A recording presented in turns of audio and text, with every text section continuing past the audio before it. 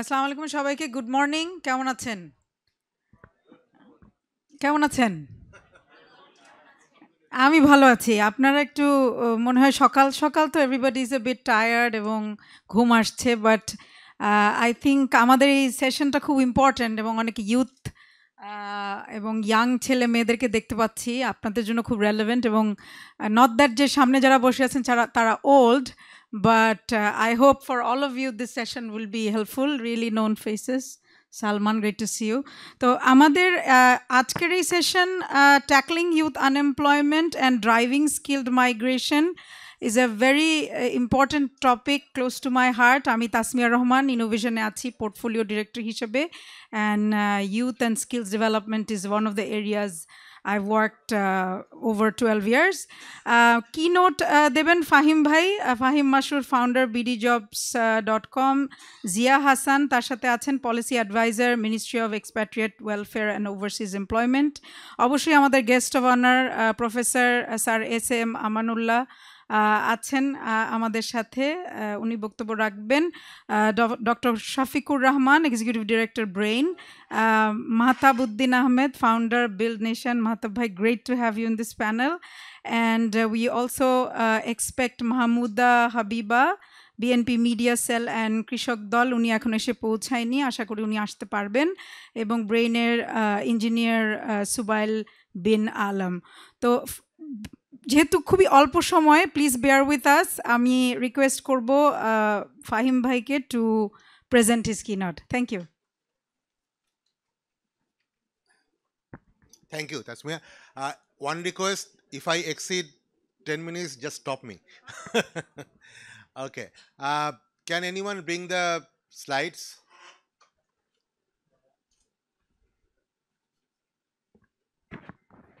Russell, একটু দেখো স্লাইডটা।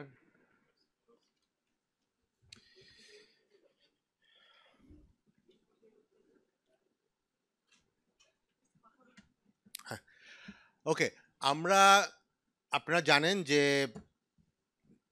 বাংলাদেশে যে আমাদের এই গত 1-1.5 বছরের যে চেঞ্জটা, সেই চেঞ্জটা কিন্তু আসলে যদি একটু কনটেক্সট মানে হিস্টোরিক্যাল কনটেক্সট ধরি, জুলাই কিন্তু এমনি এমনি আসেনি। হ্যাঁ, of course there are lot of issues about democracy, human right violation, আমাদের কথা না বলার স্বাধীনতা, বাট এর সাথে সাথে যে ট্রিগার পয়েন্টটা ছিল সেটা কিন্তু আসলে আপনারা অনেকেই জানেন যে কোটা নিয়ে একটা মুভমেন্ট শুরু হয়েছিল, সেখান থেকে কিন্তু এত বড় কিছু হয়েছে এবং এত বড় একটা চেঞ্জ হয়েছে। তো সেটার গোড়ায় কিন্তু আসলে ছিল আমাদের unemployment, particularly among the youth, যেই ফ্রাস্ট্রেশন, সেটা একটা মানে ট্রিগার পয়েন্ট হিসাবে কাজ করেছে। তো অতএব ব্যাপারটা আসলে ইউথ আনএমপ্লয়মেন্ট ব্যাপারটা শুধুমাত্র একটা মানে খুব ছোট ব্যাপার না, এটার একটা রাজনৈতিক সামাজিক একটা বেশ বড় ধরনের মানে ইমপ্লিকেশন কিন্তু আমরা অলরেডি চোখের সামনে গত 14 মাসে দেখেছি। সো এই যেই সমস্যাটা আছে, সেই সমস্যাটা যদি আমরা হ্যান্ডেল করতে না পারি, প্রপারলি ট্যাকেল করতে না পারি, তাহলে কিন্তু আমাদের আসলে ফিউচারে nothing will be stable, neither the society, not the economy, or not the politics. So any political party or any upcoming government who is going to take responsibility after February 2026, they have to address this properly, they have to smartly tackle the solution, and kind of move the country ahead and create good amount of employment for the youth. তো আমি আমাদের এখানে অনেকেই আছেন, ইউথরা যেরকম আছেন, বেশ policy experts আছেন, we have got few from embassy. So আমি একটু হয়তো mixed English Bangla. So you are okay if I kind of mix Bangla and English? Okay. I'm assuming you are understanding Bangla quite well. So, and we are very happy that Honorable VC of National University is also with us.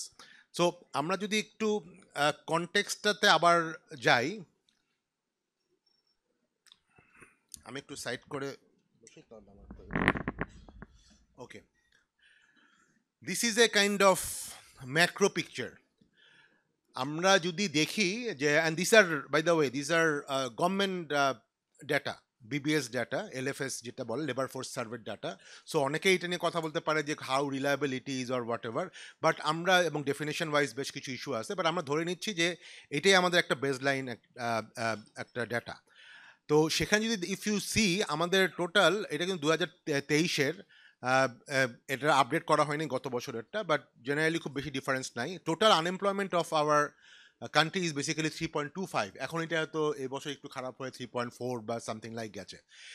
But total unemployment যদি even if is under 4 or under 5, it is not very bad. In a global standard পৃথিবীতে অনেক developed কান্ট্রিতে, European country বা অনেক কান্ট্রিতে কিন্তু still it is like more than 5% or whatever.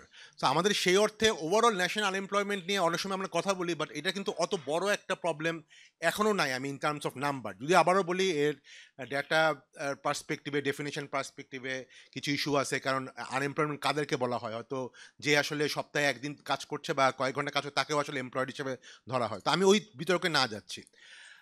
But what is most important is, আপনি যদি দেখেন 15 থেকে 29 ইয়ার্স, এইখানে যেই লেবার পুলটা আছে প্রায় অলমোস্ট কাইন্ড অফ 20 মিলিয়ন, সেই জায়গাটাতে বেসিক্যালি আমার 7.27% আনএমপ্লয়মেন্ট রেট, মানে which is almost twice the national level, national average.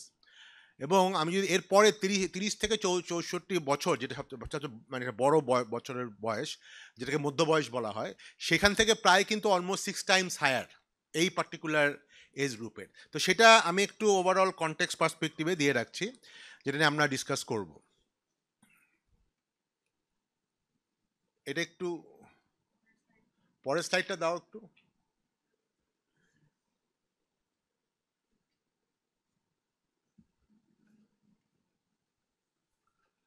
Okay, and this is as basically unemployment rate by level of education.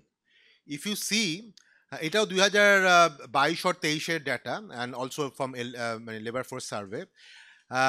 Tertiary লেভেলের unemployment is highest, এবং both at female and male. ফিমেলদের মধ্যে প্রায় 20% of the graduates are basically unemployed, remain unemployed, and মেলের ক্ষেত্রেও সেটা significant, almost 10%, total প্রায় 13%। এটা কিন্তু রিসেন্ট গত এক বছর আরও বেড়েছে, বিকজ অনেক ডিফারেন্ট ম্যাক্রো কনটেক্সট পার্সপেক্টিভে। বাট এটা তো হলো টার্সিয়ারি, মানে যারা গ্র্যাজুয়েট হয়েছে।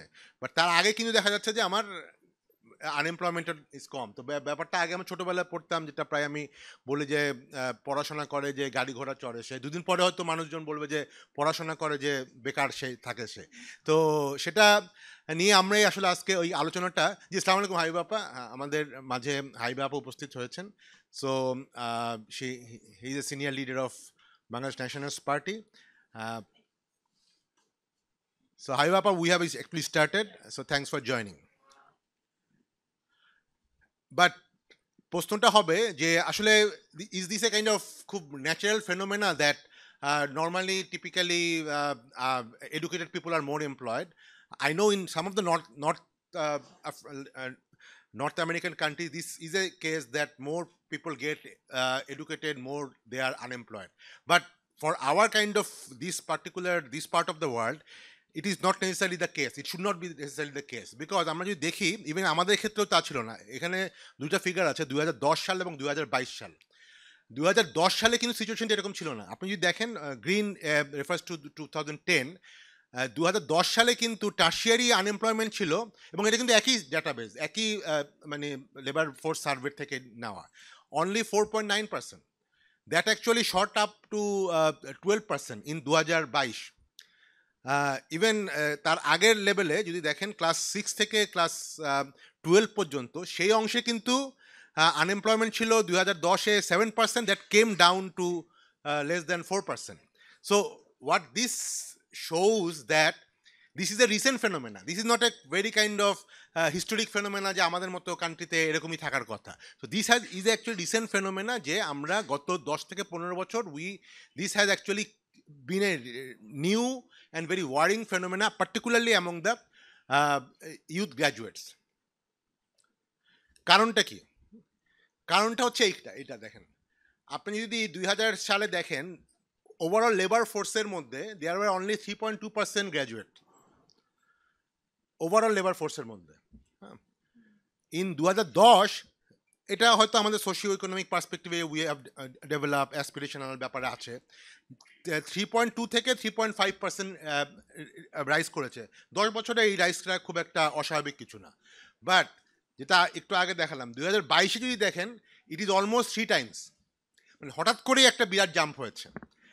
এবং থ্যাংকস রাজাসমিয়া। সো এই জাম্পটার মেইন কারণটাই কিন্তু আসলে আমরা হয়তো মাছ করে I would say little bit political thing that for last 15 years the then government actually wanted to create more graduates and they also facilitated এখানে আমাদের স্যার আছেন জানেন যে ওনার আন্ডারে মানে most probably there are 80-90% private colleges এবং they have been given like permission to operate.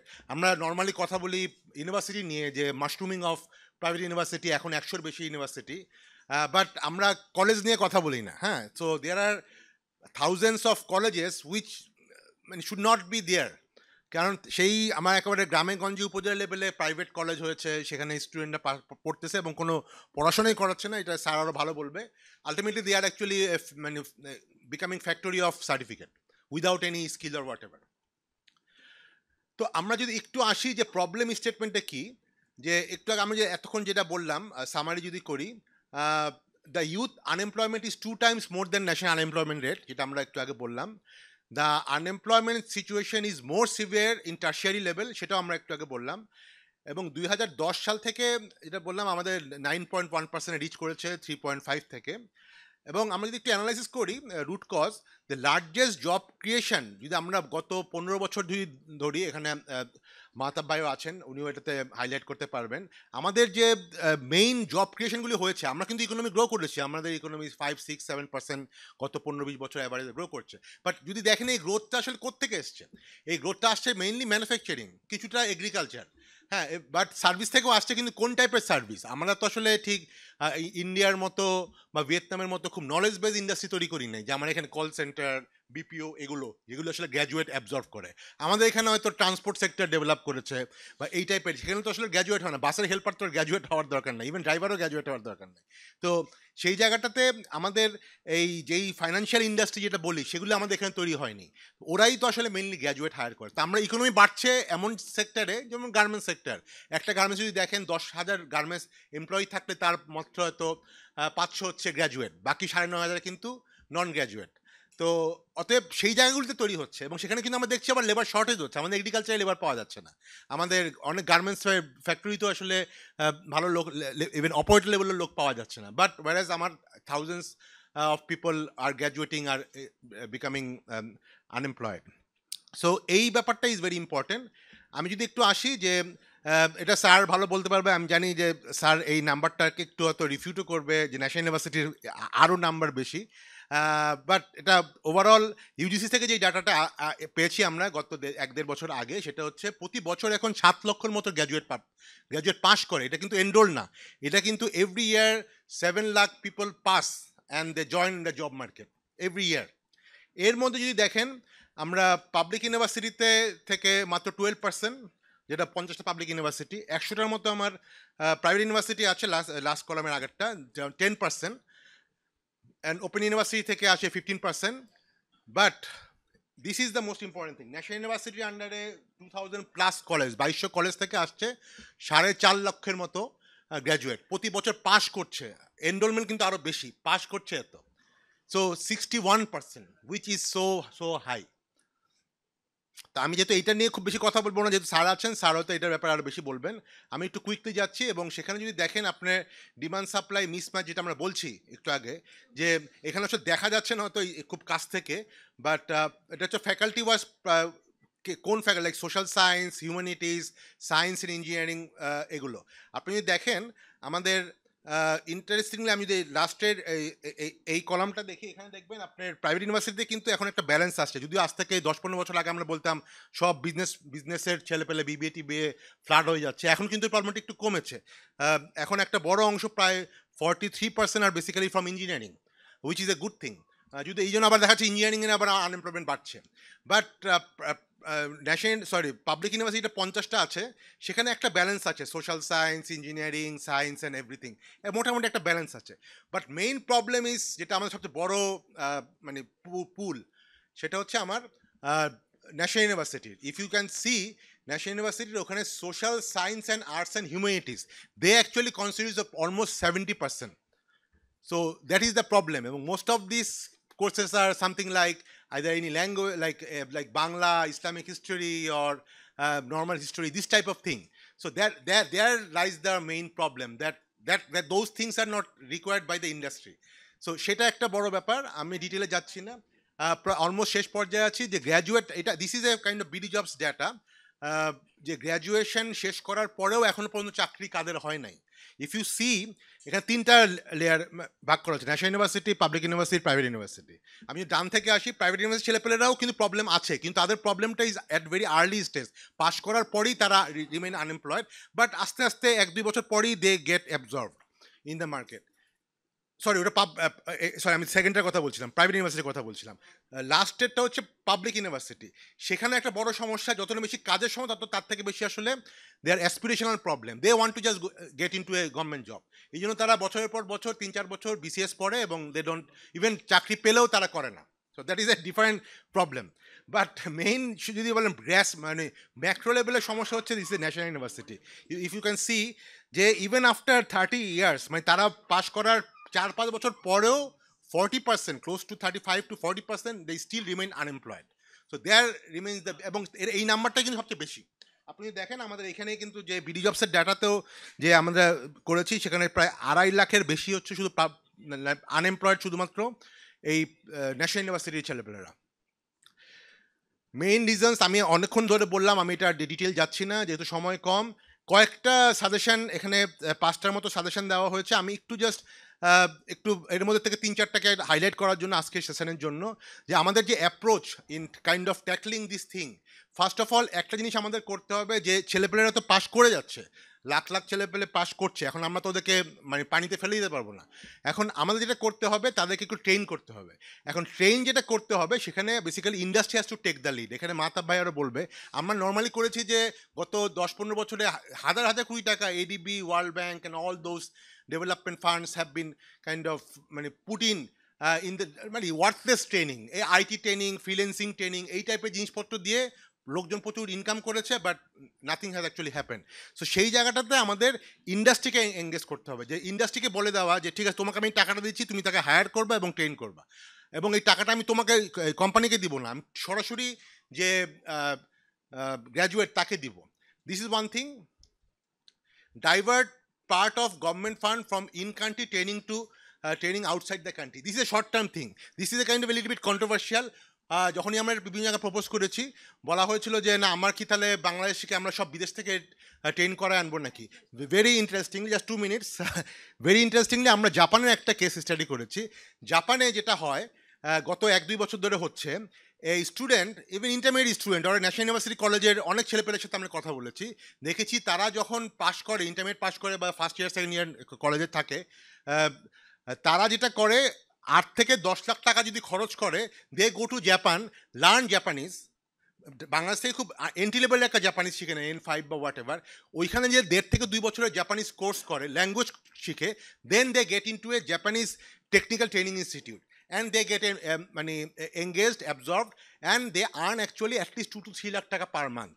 So আমরা যেটা করি, যে আমাদের এখানে যে টিটিসি আছে প্রবাসী মন্ত্রণালয়ের আন্ডারে, এবং ইন্টারেস্টিংলি মন্ত্রণালয় হচ্ছে প্রবাসী মন্ত্রণালয়, টিটিসি আছে 110টা। None of them actually teach any মানে foreign market courses, all of them actually teach local industry courses. So ওই ট্রেনিংগুলো ওখানে আসলে না করে, বরঞ্চ ওই টাকাটার একটা পার্ট আমরা, I am not suggesting subsidy, we are suggesting government তাদেরকে লোন দিবে। আমরা যে আগেরটার মধ্যে আছে, গভর্নমেন্ট তাদেরকে লোন দিবে বাংলাদেশ ব্যাংকের একটা পলিসির মাধ্যমে। সরি, এখানে দেখেন যে একটা লোন দিবে, যে লোনটা সে 5 থেকে 7 বছরে রিপে করবে। হ্যাঁ, এসএমই যেভাবে করে বা গ্রিন ফাইন্যান্সিং যেভাবে করে, মাতা বাইরের সম্পর্কে আরও ভালো বলতে পারবে। আরেকটা যেমন ছিল, যেটা স্যারের, আমরা যখন আমানুল্লাহ স্যারের সাথে কথা বলেছি, থার্ড ল্যাঙ্গুয়েজ কোর্সটাকে কিছু কিছু কলেজে ম্যান্ডেটরি করা। আমি জানি যে স্যাররা ইংলিশ কোর্সটাকে ম্যান্ডেটরি করেছে। আমরা বলেছি যে ন্যাশনাল ইউনিভার্সিটিতে ২টা জিনিস করা। একটা হচ্ছে এক নম্বর দেখেন ভোকেশনাল ট্রেনিংকে এমবেড করা ৩ থেকে ৬ মাস তার যেকোনো 3rd বা 4th ইয়ারে যেকোনো কিছু করুক। আইদার শেফ শিখুক বা ড্রাইভিং শিখুক, না হলে টুকটাক ইলেকট্রিক্যাল কাজ শিখুক, সো দ্যাট সে গ্র্যাজুয়েট হোক, সমস্যা নাই, কারণ সে গ্র্যাজুয়েট হতে চায়। সাথে করে তার একটা প্র্যাকটিক্যাল স্কিল থাকুক। ওইটা করার পরে তাকে একটা যেকোনো একটা তার choice, either Italian, Japanese, Korean, whatever, they learn at least 1/3 language. তারপরে সে লোকাল বা ফরেন মার্কেটে সে নিজেই আসলে অ্যাবজর্ভ হওয়ার মতো মোবিলিটি তার তৈরি হবে। এবং ওই স্টুডেন্ট লোন যেটা একটু আগে বললাম, সো এইটা মোটামুটি আমার শেষ পর্যায়ে দেখি আমার লাস্ট। হ্যাঁ, আর আরেকটা হচ্ছে যে আমার এত লোককে আমি এমপ্লয় করতে হলে আমাকে এন্টারপ্রেনারশিপ করতে হবে। আমাদের দেশে আমরা ইজ অফ ডুইং বিজনেস কথা বলি, কারণ doing business is much more, যারা অলরেডি ব্যবসা করছে। এটা নিয়ে রুবাইদের সাথে আমার অনেক ডিবেট হয়, বাট আমি মনে করি is of entering business is also very important. So যাতে যে কোনো একটা গ্র্যাজুয়েট, 22 বছরের গ্র্যাজুয়েট যেভাবে ঢুকে তার আজকে তাকে ট্রেড লাইসেন্স ছাড়া ব্যবসা করা যাবে না, এই লাইসেন্স ছাড়া ব্যবসা করা যাবে না, that actually makes their life very difficult. So let them get in two the business, তারপরে আস্তে আস্তে দে বিকাম ফর্মালাইজ, বাট আমরা তাদের প্রথমে রাস্তাটা যাতে বন্ধ না করি। So anyway, and this is for the next session discussion. So this is something that I wanted to present. So thanks everyone for patiently hearing. So back to our moderator. Thanks. I think we're running 10 minutes late. It's okay. No worries. তো এখন Zia Hasan, policy adviser. আচ্ছা, যেহেতু স্যারের একটু সময় স্বল্পতা আছে, আমরা professor ASM Amanullah sir, vice chancellor, national university, guest of honour, আপনাকে রিকোয়েস্ট করছি স্যার একটু।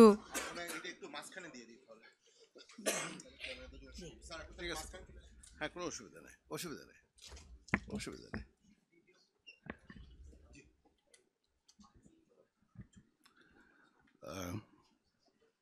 There is no chief guest here, I think. No chief guest. Respected audience, participants, Assalamu alaikum and very good morning.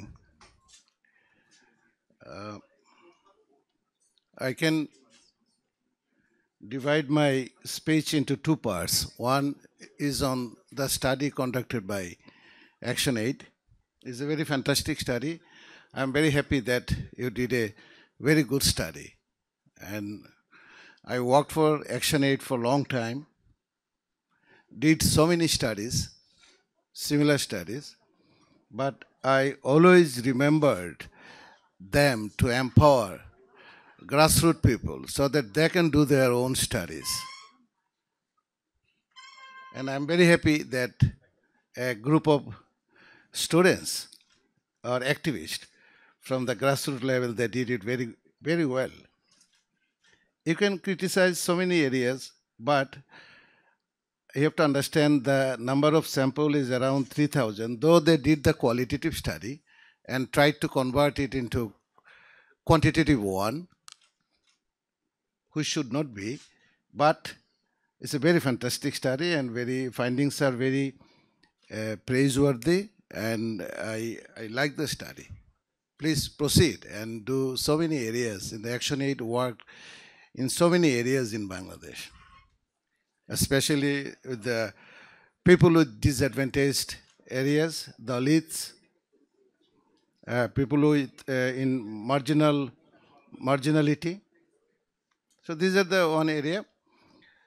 And I also agree with Fahim. What I wanted to say is already being said by Fahim of BD Jobs. I agree with him. এবং এটা বলার সাথে সাথে আপনার একটু বাংলাতে বলি।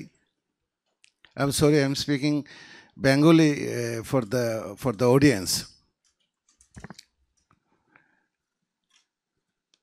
আমি এগ্রি করি যে ফাহিম যে ফাইন্ডিংসগুলো প্রেজেন্ট করলেন সেটার সাথে I agree.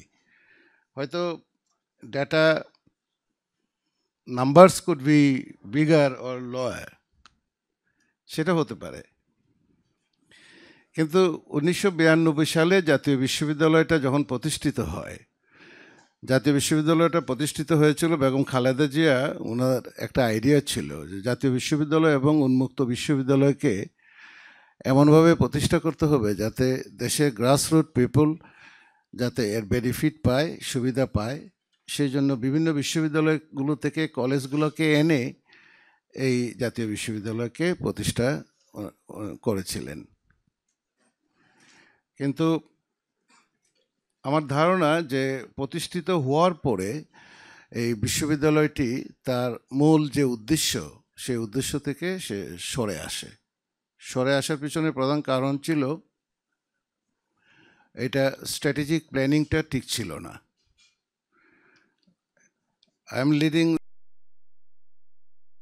Currently I am leading the second largest public university of the world.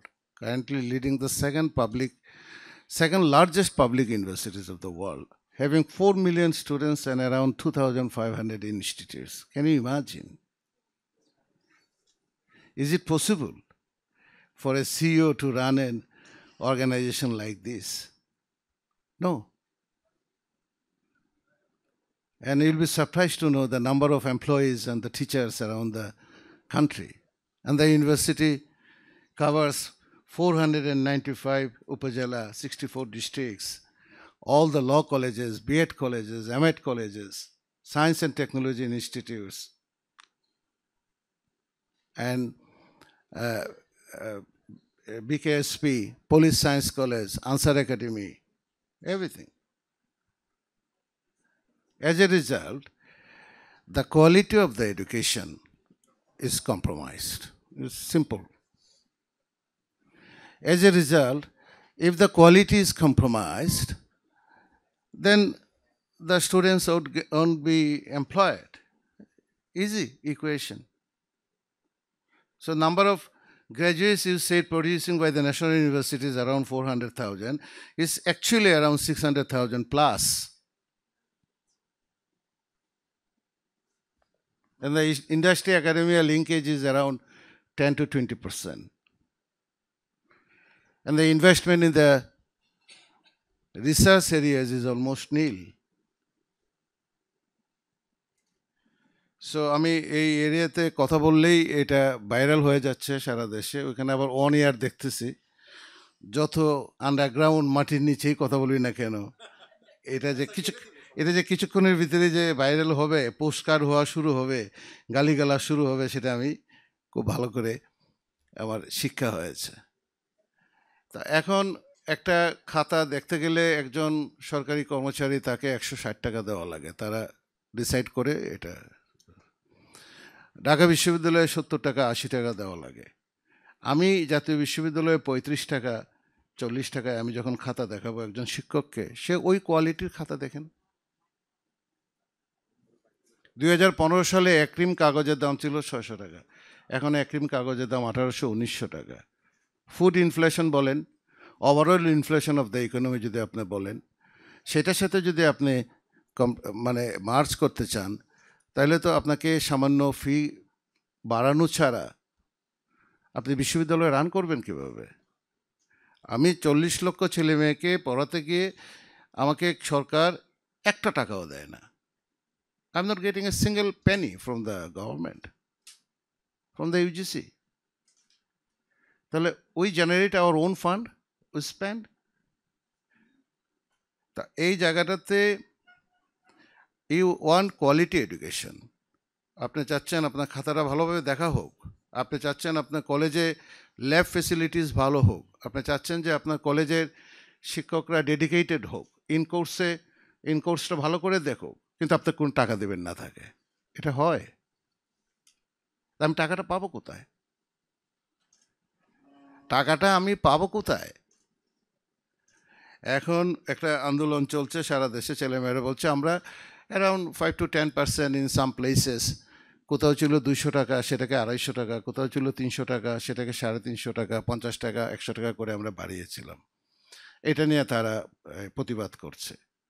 তা এখন আপনি আমাকে বলেন যে আমরা এই যে কলেজগুলোতেও সরকার কোনো টাকা দিচ্ছে না, কলেজে শুধু এমপিও, যারা শিক্ষকরা আছেন তারা এমপিও পাচ্ছেন, কিন্তু কলেজ ডেভেলপমেন্টের জন্য অথবা কলেজের অন্যান্য ক্ষেত্রে গভর্নমেন্ট কিন্তু রেগুলার কোনো বাজেট দিচ্ছে না, দেয় না, সরকারি কলেজ ছাড়া। তো এই যে প্রায় ২৫০০ শিক্ষা প্রতিষ্ঠান, এর ভিতরে ২৭০০ সরকারি প্রতিষ্ঠান, বাকি সবগুলো বেসরকারি প্রতিষ্ঠান। তাহলে তারা ফান্ড পাবে কোথায়? তারা কলেজের পরিস্থিতি যদি উন্নত না করে তাহলে ল্যাব হবে কিভাবে? যার জন্য ফিজিক্সের টিচার ইন কোর্সের মার্কস দিচ্ছে ফিলোসফির।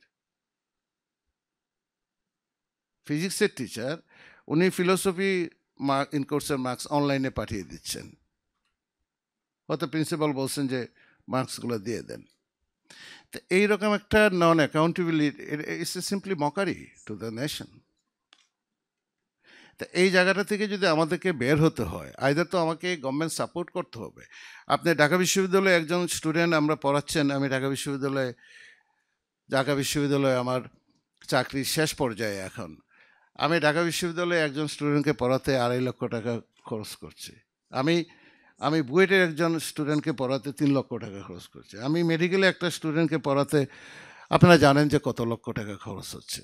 আপনি ডিজিটালের যে ইউনিভার্সিটিগুলো করলেন, এগ্রিকালচার যেগুলো করলেন, ৩ লক্ষ, ৪ লক্ষ, ৫ লক্ষ টাকা পার স্টুডেন্টের পিছনে সরকার খরচ করছে, তার ব্যক্তিগত খরচ ছাড়া। আপনি ন্যাশনাল ইউনিভার্সিটির পিছনে পার স্টুডেন্টের বাজেট কত ইয়ারলি? যেখানে একটা পাবলিক বিশ্ববিদ্যালয়ে আপনি খরচ করছেন কয়েক লক্ষ টাকা মিনিমাম একজন স্টুডেন্টের পিছনে, কয়েক লক্ষ টাকা, সেখানে জাতীয় বিশ্ববিদ্যালয়ের পিছনে একজন স্টুডেন্টের পিছনে বাজেট কত সরকারের? ৭৯৫ টাকা বাৎসরিক। তাও ওই টাকাটা আমি পাচ্ছি না, ওই টাকাটা সে এমপিও যেটা দেওয়া হচ্ছে সেই এমপিওর ক্যালকুলেশন, ওই টাকাটা কলেজকে দেওয়া হচ্ছে না, ওই টাকাটা বিশ্ববিদ্যালয়কে দেওয়া হচ্ছে না। তাহলে আওয়ার হ্যান্ডস আর টাইট। আপনি হাত পা বেঁধে সমুদ্রে সাঁতার কাটার জন্য বলছেন, কোয়ালিটি এডুকেশনের জন্য বলছেন, ইত্যাদি ইত্যাদি বলছেন। আপনি শিক্ষকদের মান মর্যাদা যে পরিমাণে নষ্ট করা হয়েছে এই দেশে, শিক্ষকদের কোয়ালিটি বাড়বে কিভাবে? আপনি লক্ষ লক্ষ শিক্ষক আপনার তার যে বঞ্চনা এবং তার যে ইতিহাস, বঞ্চনার ইতিহাস, অন্য কোথাও তো রাষ্ট্রের টাকা পয়সার কোনো অসুবিধা হয় না। যখনই সেটা শিক্ষা এবং স্বাস্থ্যের ক্ষেত্রে আসে তখনই রাষ্ট্রের হাতে টাকা নাই। তা এই জায়গাটা থেকে এই প্যারাডাইম শিফট করতে হবে। If you want to see a country, এই যে ডেমোগ্রাফিক ডিভিডেন্ডটা যদি আপনার নিতে হয়, অলরেডি উই লস্ট, যদি নিতে হয় এই প্যারাডাইম শিফটটা আমাদের খুব দরকার। You need to change the, professor Wahidul Haque যেটা বলছিলেন ইউএনডিপিতে 90s-এ, যে পোস্ট কলোনিয়াল সোসাইটিকে যদি ইমপ্রুভ করতে হয়, পোস্ট কলোনিয়াল সোসাইটিকে যদি ডেভেলপমেন্টের দিকে নিয়ে যেতে হয়, তাহলে you have to invest in the education and health sector. If you invest $1 today in the education sector, by one generation you'll get 300 times income in the next one decade. আমরা ওই জায়গাটা থেকে ভুলে আমরা চলে গেলাম একটা অন্য ডেভেলপমেন্ট মডেলে, যেটা জনতুষ্টিমূলক ডেভেলপমেন্ট মডেল বলা হয়। মানে আমি এমন কিছু কথা বলবো যাতে আপনি খুশি হবেন, প্রচুর পরিমাণে হাততালি দিবেন। আমি এমন একটা কাজ করব যাতে জনগণ দেখে বুঝবে যে দেশের উন্নয়ন হচ্ছে।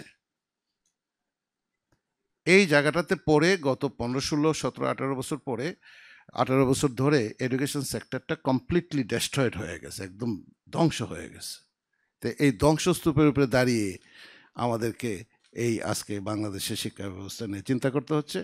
এবং আপনি কোন ধরনের শিক্ষা, তার কোনো প্রেজেন্টেশন স্কিল নাই, তার কোনো ওয়ার্ল্ড ভিউ নাই, ইন্ডাস্ট্রি একাডেমি লিঙ্কেজ অনেক দূরের ব্যাপার, কোনো ওয়ার্ল্ড ভিউ নাই। এই চিন্তাভাবনা থেকে আমরা জাতীয় বিশ্ববিদ্যালয়ের সিলেবাস চেঞ্জ করে হাত দিয়েছি। আমরা 22টা সিলেবাসের ভিতরে অলরেডি 11টা সিলেবাস চেঞ্জ করেছি। আমরা আইসিটি এবং ইংরেজিটাকে ম্যান্ডেটরি করে দিয়েছি। এখন আইসিটিতে বলা হচ্ছিল যে শিক্ষক পাবো না। ইউনিসেফ জয়েন্ট উইথ আস, এটওয়াই and national skill development authority, they joint with us. We already started training teachers, তাদেরকে ট্রেনিং দেওয়া শুরু করেছি সারা দেশে। আমাদের টার্গেট হলো 12,000 আইসিটি টিচারদেরকে ট্রেনিং দেওয়া, almost free of cost, not with the millions and billions of dollars. We spend billions of dollars in education sector. ওই এক্সপিরিয়েন্স আমাদের আছে, যেহেতু গবেষণা এবং রিসার্চ করেই সংসার চালাইতে হয়েছে, আমরা জানি যে কোথায় কী হয়েছে না হয়েছে। তা আমরা এই জায়গাটাতে আমরা অত্যন্ত লো কস্টে কাস্কেড ট্রেনিংয়ে আমরা এই জায়গাটাতে হাত দিচ্ছি। আরও একটা বড় জায়গাতে আমরা হাত দিচ্ছি, সেটা হলো যে আমরা কোন ধরনের এডুকেশন সিস্টেম আসলে চাই। ইংল্যান্ডে যে এডুকেশন সিস্টেমটা আছে, চায়নাতে যেটা আছে, অস্ট্রেলিয়াতে আপনার যে এডুকেশন সিস্টেমটা আছে, সেই এডুকেশন সিস্টেমে যে ধরনগুলা, সেই ধরনগুলা তো টেস্টেড, অলরেডি টেস্টেড। সেই জায়গাটাতে নিয়ে আমরা একটু চিন্তা ভাবনা করছি, এবং যারা পলিটিক্যাল পাওয়ারে আসতে চাচ্ছেন ভবিষ্যতে, ওদের সাথে আমাদের কন্টিনিউয়াস ডায়ালগ হচ্ছে। আমরা দেশে বিদেশে সব জায়গাতে ডায়ালগ করে যাচ্ছি ওনাদের সাথে, যে অ্যাকচুয়ালি আমরা কি করতে পারি। ক্লাস 8 থেকে একটা গ্রুপকে দিয়ে দেন, ক্লাস 8 থেকে একটা গ্রুপকে দিয়ে দেন আপনার টেকনিক্যাল এডুকেশন, টেকনিক্যাল কলেজ এবং টেকনিক্যাল এদের দিকে। এসএসসি পাস করার পরে আপনি নিয়ে আসেন ইউনিভার্সিটিতে, আপনার এইচএসসি 2 বছরে এখানে নষ্ট না করে ইউনিভার্সিটিতে নিয়ে আসেন, ডিপ্লোমা দেন, ন্যাশনাল ডিপ্লোমা দেন, হায়ার ডিপ্লোমা দেন, এইচএনডি দেন, সার্টিফিকেট 1, সার্টিফিকেট 2, সার্টিফিকেট 3 কোর্স করান। এরপরে যারা ভালো করবে সেখান থেকে 5 to 10% আপনার গ্র্যাজুয়েশন যদি করতে চায় তারা গ্র্যাজুয়েশন করবে। That's the model all over the world. একটা মেইন স্ট্রিম এডুকেশনে 5 থেকে 10% ছেলে মেয়ে বিশ্ববিদ্যালয়ের টপ লেভেলে মাস্টার্স করতে যাবে, পিএইচডি করতে যাবে। যারা একাডেমিক লাইনে আসবে, যারা রিসার্চের লাইনে আসবে, তারাই সেটা করবে। আর বাকি সব প্রোডাকশন হবে আপনার টেকনিক্যাল লাইনে এবং টেকনিক্যাল এডুকেশনের দিকে, আমাদের মতো দেশগুলো। এই কথাটাই প্রফেসর ওয়াহিদুল হক সাহেব বলছিলেন। And that model followed by Singapore, and that model followed by Malaysia, that model followed by China. তারা দাঁড়িয়ে গেল, এই একটা এডুকেশন মডেলটা চেঞ্জ করে তারা দাঁড়িয়ে গেল, শুধুমাত্র এডুকেশন মডেলটাকে চেঞ্জ করে তারা দাঁড়িয়ে গেল।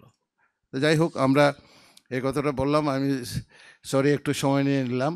আমরা we agree with what you said and we are taking care of those, এবং আমাদের সাপোর্ট লাগবে সবার।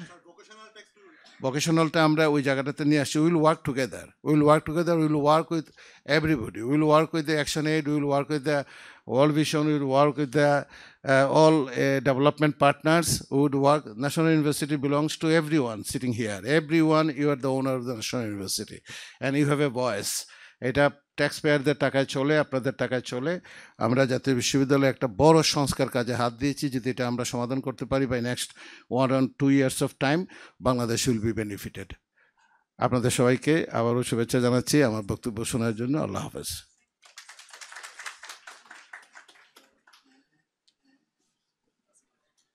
Thank you professor ASM Amanullah স্যারকে, ভাইস চ্যান্সেলর ন্যাশনাল ইউনিভার্সিটি, তার মূল্যবান বক্তব্য রাখার জন্য। Thank you sir. For now I think we have mister Zia Hasan, policy adviser, ministry of expatriate welfare and overseas employment. উনি অনলাইনে আমাদের সাথে যুক্ত হবেন, একটু কানেকশনটা করে দেওয়ার জন্য অনুরোধ জানাচ্ছি। ও আচ্ছা, জিয়া হাসান ভাই আপনি কানেক্টেড আছেন? হ্যাঁ, থ্যাংক ইউ। আমাকে দেখা যাচ্ছে, হোপফুলি আমাকে শোনাও যাচ্ছে। আমার চেহারা এত সুন্দর না, আমি হ্যাঁ শোনা যাচ্ছে। জিয়া ইউ ক্যান স্টার্ট, শোনা যাচ্ছে, দেখাও যাচ্ছে। ফাইন ভাই, মে আই রিকোয়েস্ট শেয়ারিংটাকে একটু যদি অ্যানাবেল করতে। মিনওয়াইল আমি একটু কথা বলছি। সো আমি শেয়ারিং অ্যানাবেল হয়ে গিয়েছে। আমি কুইকলি প্রেজেন্টেশনটাই করি। সো আই হোপ প্রেজেন্টেশনটা দেখা যাচ্ছে। সো আমি আমার পরিচয়টা বলি। আমার নাম জিয়া হাসান, আমি একজন অ্যাক্টিভিস্ট, কিন্তু কারেন্টলি আমি একটা মিনিস্ট্রিতে পলিসি অ্যাডভাইজার হিসেবে কাজ করি। I am deeply ingrained in the ministry day-to-day work of overseas employment এবং expatriates welfare এই মিনিস্ট্রিটাতে।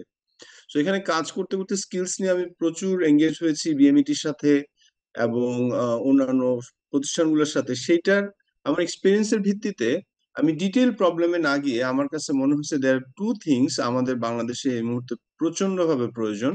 We need a dedicated ministry on skills which we don't have, এবং উই অলসো নিড একটা national skills development zone like the EPZ এ যেভাবে 50-60 acres এর মধ্যে আমাদের বিভিন্ন ফ্যাক্টরিরা থাকে, বিদেশিরা এসে বিনিয়োগ করে, ঠিক তেমনি আমাদের একটা স্কিলস ডেভেলপমেন্ট জোন দরকার 50-60 একর্স এর।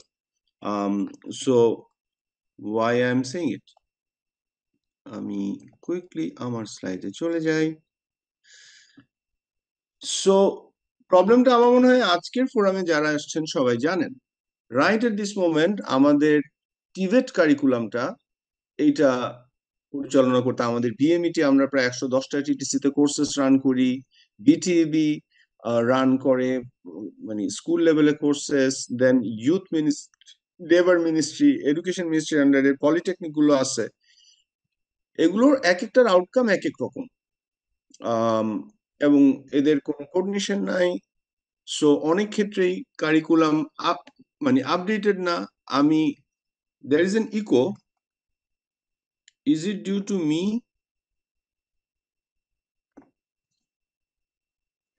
আমরা শুনছি, আপনি কন্টিনিউ করেন। হ্যাঁ, ওকে, গুড। মেবি আমাকে ওখানে শোনা যাচ্ছে, বাট আমাকে যদি ওইখানে আপনারা অফ করে দেন তাহলে আর ইকোটা হবে না। আমার এখানে, আচ্ছা, আমার এখানে আমি অডিও অফ করে দিচ্ছি। Okay, so let me continue.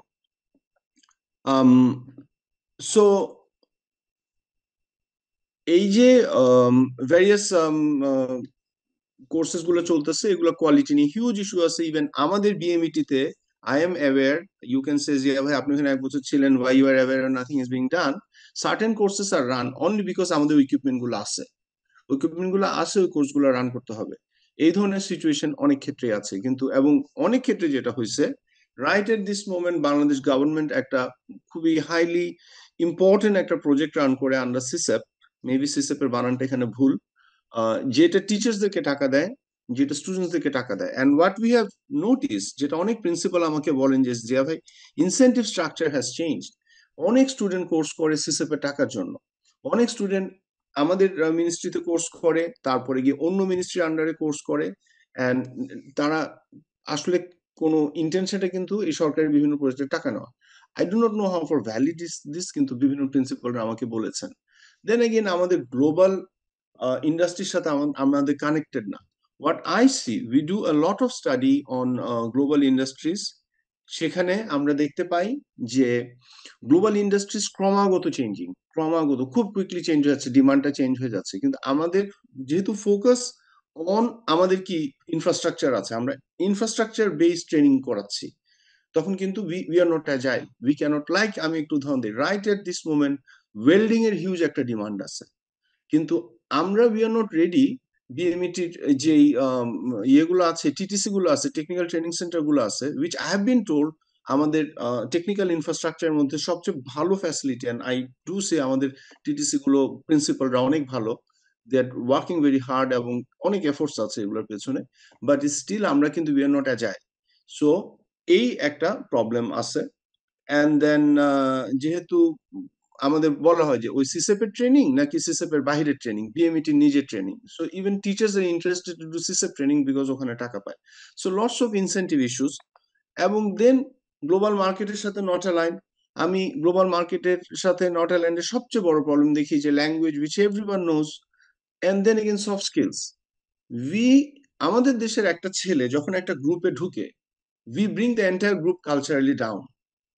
আমরা কথা বলতে পারি না, আমরা নিজেকে যেভাবে উপস্থাপন করি সেটা মানুষ, আমরা একটা এম্বারাস সিচুয়েশন তৈরি করে ফেলি, কি কথা বলবো না কথা বলবো ইত্যাদি ইত্যাদি। ছেলেটা এটা পরে টের পায়, ছেলেটা মেয়েটা পরে নিজের মধ্যে লুকিয়ে যায়। সো এই যে soft skills, this are very important, এগুলো আমরা কখনো ট্রেন করি না, এবং এগুলোর ফলে যেটা হয়েছে আমাদেরকে কনস্ট্রাকশন ইন্ডাস্ট্রি, সৌদিতে লেবার বা ইত্যাদি বাদে অন্য জায়গাগুলো আমাদের চাহিদা তৈরি হচ্ছে না। সো এগুলো যেই ইস্যুস গুলো আছে, এবং এট দ্য সেম টাইম কিন্তু global demand is huge. Right at this moment আমি যেই দেশের সাথে কথা বলি, there is a demand from Japan, exceedingly exciting things are happening Japan, আমাদের মিনিস্ট্রি কিন্তু জাপানে অনেকগুলো কাজ করছে। সৌদি আরবে আমাদের অ্যানুয়ালি 7-8 লক্ষ লোক যাচ্ছে। পৃথিবীর অনেক দেশে আমাদের লোক কম যাচ্ছে, কিন্তু চাহিদার কোনো অভাব নাই। সো দেয়ার আর টেকনিক্যাল বটলনেকস, আমি ওদিকে যাচ্ছি না, কিন্তু I say problem is on the supply side, problem is on আমাদের। রাইট এট দিস মোমেন্ট আমাকে রিক্রুটিং এজেন্সিরা বলছেন যে we have demands from Singapore, we have demands from Fiji, but we don't have those peoples. So because ওই যে আমাদের স্কিলসটা আমরা সেভাবে তৈরি করতে পারতেছি না, এবং ডিমান্ড গুলো চেঞ্জ হচ্ছে। এই মুহূর্তে ড্রাইভিং এর বেশি ডিমান্ড আসছে, এই মুহূর্তে ওয়েল্ডিং এর বেশি ডিমান্ড আসছে, এই মুহূর্তে কেয়ার গিভিং এর ডিমান্ড আসছে, কিন্তু আমরা আমাদের ইনফ্রাস্ট্রাকচার সেভাবে রেডি না। So what I am proposing, we need to create a skills infrastructure which has to be adaptive. I would assume that each 2 to 3 years global মার্কেটের চাহিদা পাল্টে যায়। লেটস সে আইটি প্রফেশনালসদের চাহিদা বলা হচ্ছে এখন কমে আসছে, fine by can tell better. কিন্তু আজকে থেকে 4-5 বছর আগে জানতাম আইটি করলে নাকি সারা জীবন আর মানে আর কোনো টেনশন নাই। সো ইঞ্জিনিয়ারিং এর চাহিদা কমে আসছে, কিন্তু আমাদের এই ধরনের স্কিলস এর ক্ষেত্রে বিষয়টা এই। So what I am also saying that আমাদের একটা স্টুডেন্টকে বিভিন্ন স্কিলস এ ট্রেন করতে হবে, তাকে সফট স্কিলস এ ট্রেন করতে হবে, ল্যাঙ্গুয়েজে ট্রেন করতে হবে, so that he can adapt. So এই অবস্থায় গিয়ে হোয়াট আই এম প্রপোজিং সেটা হচ্ছে যে একটা স্কিলস মিনিস্ট্রি করা দরকার।